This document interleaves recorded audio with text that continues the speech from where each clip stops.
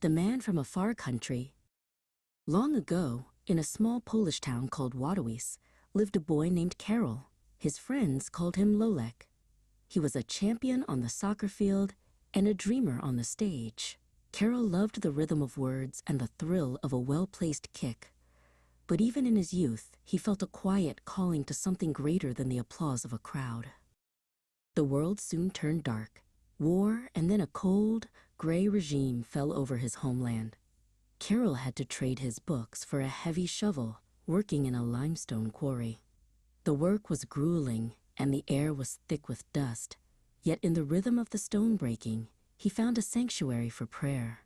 He realized that while they could control his body, they could never touch his soul.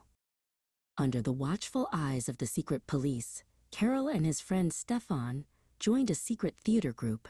They performed plays in hushed whispers in candlelit basements, using culture as a shield against oppression.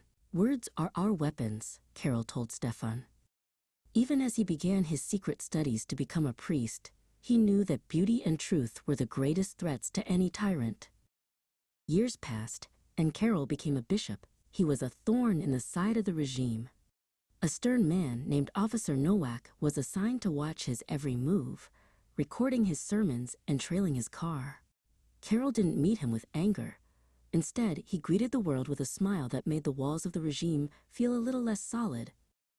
Then, the unthinkable happened. The bells of the world rang out as Karol was chosen to lead the entire church. He took the name John Paul II. From the high balcony in Rome, he looked out at the vast sea of people and told them, "Be not afraid."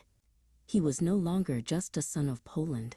He was a father to the world, carrying the hopes of the oppressed on his shoulders. On a sunny afternoon in St. Peter's Square, the air was shattered by the sound of gunfire. Karol fell into the arms of his aides as the world watched in horror. A young man named Mehmet had tried to silence the voice of peace. In that moment of pain and chaos, the man who had survived wars and regimes faced his greatest trial yet. While he recovered in the hospital, Karol did not ask for justice in the form of revenge. He clutched a small wooden cross and prayed for the man who had hurt him.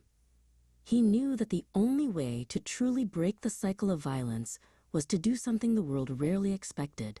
He chose to love his enemy before he even spoke a word to him. 2 years later, Karol walked through the heavy iron doors of a prison. He went to find Mehmet, the man who had changed his life with a single act of violence.